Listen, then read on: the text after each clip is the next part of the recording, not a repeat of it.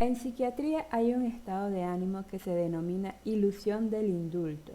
Se trata del proceso de consolación que desarrollan los condenados a muerte antes de su ejecución. Conciben la infundada esperanza de que van a ser indultados en el último minuto. Nosotros también nos aferrábamos a una débil esperanza e incluso frente a la evidencia creíamos que aquello no sería tan cruel. Las mejillas sonrosadas de los reclusos que nos habían recibido alentaban nuestra ilusión. Entonces, no sabíamos que componían un grupo especial, seleccionado para servir de comité de recepción a las remesas de prisioneros que diariamente llegaban a la estación. Acogían a los recién llegados, se ocupaban de sus equipajes y de los escasos objetos que traían, incluso de las joyas escondidas que habían superado todos los controles. Auschwitz era un lugar insólito en la Europa de los últimos años de la guerra. Debió de haber allí un verdadero tesoro en sus almacenes. Se acumulaba oro, plata, platino y diamantes, sin contar lo incautado por las SS.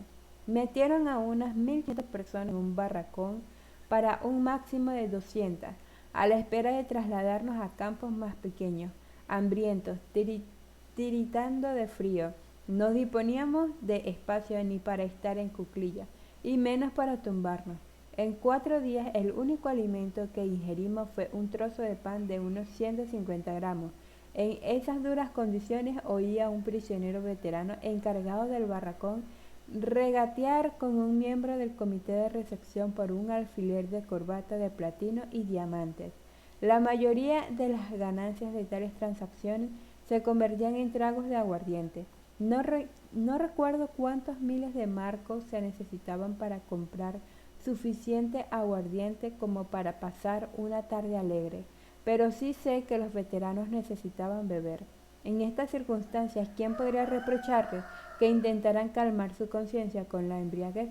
Había otro grupo que disfrutaba de aguardiente en cantidades casi ilimitadas, suministradas por las SS, los hombres que trabajaban en las cámaras de gas y los crematorios, que sabían que cualquier día serían relevados por otra remesa y dejarían de ser verdugos para convertirse en víctimas. La primera lección. La mayoría de las personas de mi expedición se encontraba bajo la ilusión del indulto. No perdían la esperanza de que serían liberados e imaginaban que aquello iba a terminar bien. No podíamos captar la realidad de nuestra condición. El significado se nos escapaba. Para explicarme mejor, recupero la siguiente escena. Hasta esa tarde no lo comprendimos. Nos ordenaron dejar el equipaje en el vagón y formar 2 filas, las mujeres a un lado y los hombres al otro, que debían pasar delante de un oficial de la SS de alta graduación. Tuve la osadía de esconder mi macuto debajo del abrigo. Mi fila debía pasar delante del oficial uno a uno.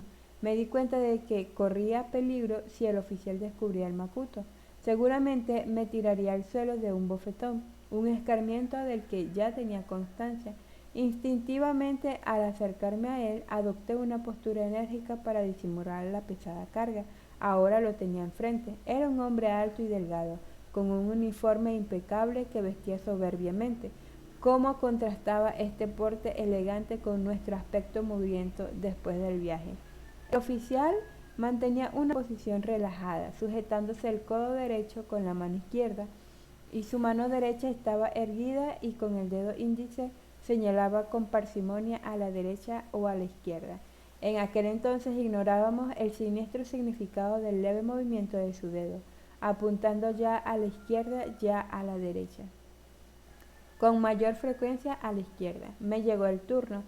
Alguien me había susurrado que ir a la derecha implicaba trabajo forzado. A la izquierda enviaban a los débiles y enfermos, que trasladaban a otro campo. Me resigné al curso de los acontecimientos, comportamiento que repetí en varias ocasiones durante mi internamiento. El peso del macuto me había ladeado un poco hacia la izquierda, pero me esforcé a caminar erguido. El hombre de las SS me escudriñó de arriba abajo, dudó un momento y entonces puso sus manos en mis hombros. Intenté demostrar la mejor voluntad.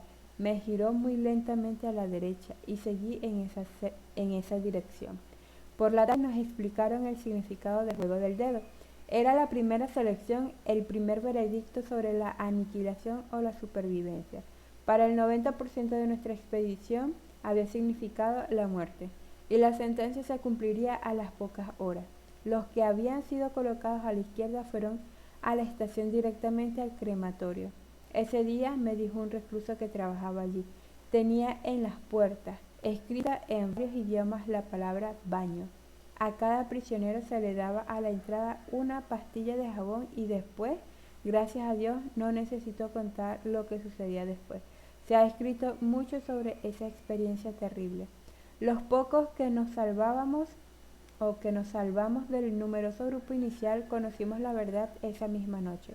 Pregunté a un antiguo recluso si sabía a dónde habían mandado a mi amigo y colega Pi. ¿Lo enviaron a la izquierda? Sí, contesté. Pues ahí lo tienes, respondió. ¿Dónde? Una de sus manos señalaba una chimenea a unos cientos de...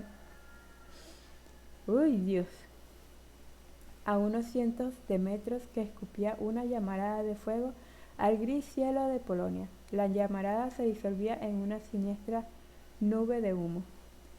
Allí está tu amigo, elevándose al cielo, contestó con brusquedad, pero no alcancé a entender bien sus palabras, hasta que me revelaron la verdad con toda su crudeza.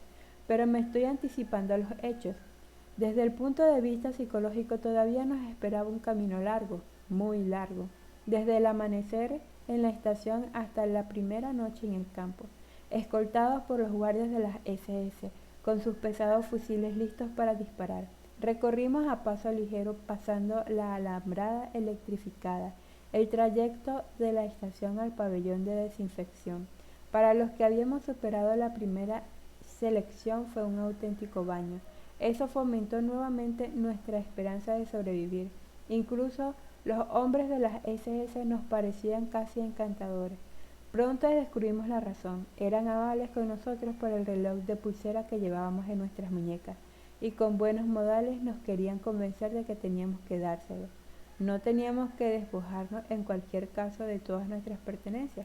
Entonces, ¿por qué no entregar a esas personas relativamente afables lo que nos quedaba? Tal vez algún día podrían devolvernos el favor. De infección. Nos llevaron a un cobertizo que parecía la antesala de la cámara de desinfección. Entraron los hombres de las SS y extendieron unas mantas en el suelo para que depositáramos allí los objetos de valor, relojes y joyas.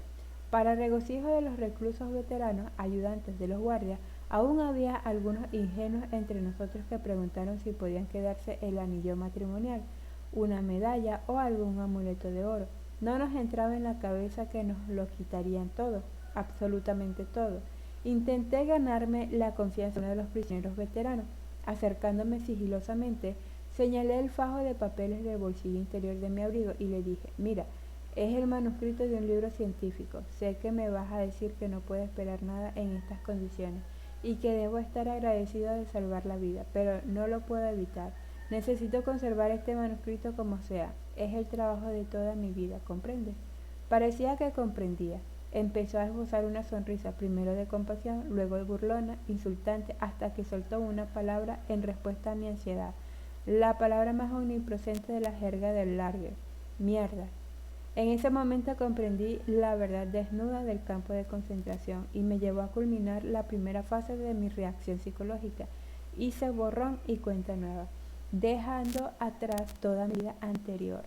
De pronto se produjo un revuelo entre mis compañeros de expedición, que habían permanecido de pie pálidos y asustados, forcejeando con su esperanza. De nuevo oímos voces roncas vociferando órdenes. Nos introdujeron a empujones en la antesala de los baños. Allí un hombre de las SS aguardaba a que todos estuviéramos dentro. Luego dijo, os doy 2 minutos cronometrados por mi reloj. En 2 minutos tenéis que desnudaros y dejar todo en el suelo. Solo podéis quedaros con los zapatos, el cinturón o los tirantes, las gafas y en todo caso el braguero. Empiezo a contar. Ya. Nos quitábamos la ropa con increíble rapidez. Según pasaba el tiempo nos poníamos más nerviosos y algunos se trababan con el cinturón o los cordones de los zapatos. Entonces oímos los restallidos del látigo por primera vez, las largas correas de cuero sobre los cuerpos desnudos. Después nos metieron en otra habitación para afeitarnos. No solo nos rasuraron la cabeza, sino que nos dejaron todo el cuerpo sin un pelo. A continuación fuimos hacia las duchas y allí nos alinearon otra vez. Apenas nos reconocíamos unos a otros y mirábamos angustiados el techo, pero comprobamos con gran alivio que de las duchas salía agua, agua de verdad. La existencia desnuda. Mientras esperábamos la ducha se nos hizo patente nuestra desnudez. En su sentido literal, éramos solamente un cuerpo, nada más. Solo poseíamos la existencia desnuda. ¿Qué vínculo material me ligaba a la vida anterior? En mi caso eran las gafas y el cinturón, pero a este último pronto tuve que cambiarlo por un pedazo de pan. A los que usaban braguero les reservaban otra sorpresa. Por la tarde, el prisionero a cargo de nuestro barracón nos recibió con un discursito de bienvenida. Aseguró que por su honor personalmente colgaría de aquella vía y la señaló, a quien llevara cocido dinero o joyas en el braguero. Explicó con orgullo que las leyes del campo concedían ese derecho a los veteranos. También con los zapatos tuvimos problemas, aunque supuestamente podíamos conservarlos. Los que tenían zapatos en buen estado fueron obligados a entregarlos y se los cambiaron por zapatos desgastados y de otro número.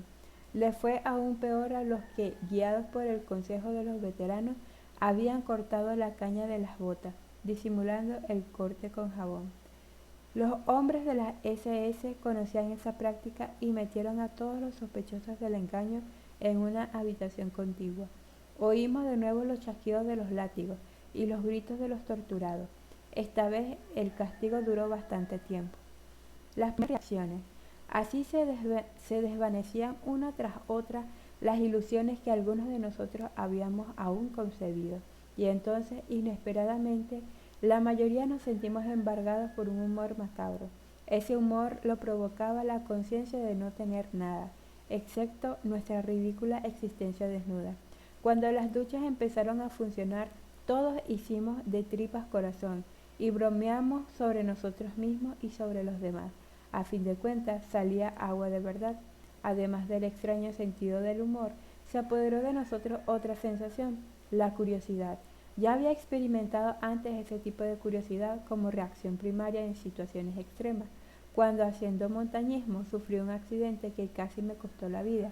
En el peor momento, durante un segundo o milésimas de segundo, sentí la aguda curiosidad de saber si saldría con vida, con el cráneo fracturado o con otras lesiones.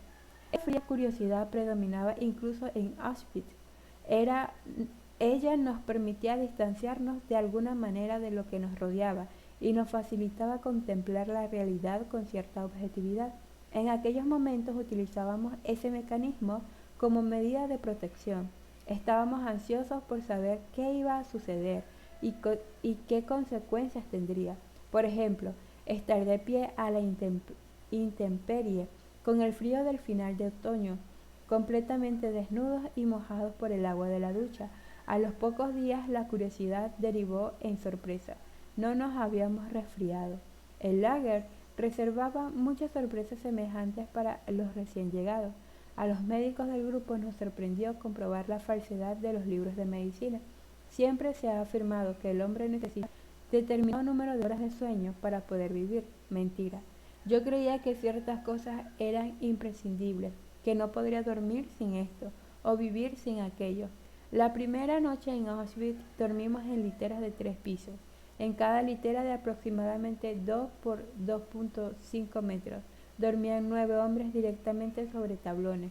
A cada cajón, es decir, a 9 presos, correspondían 2 mantas.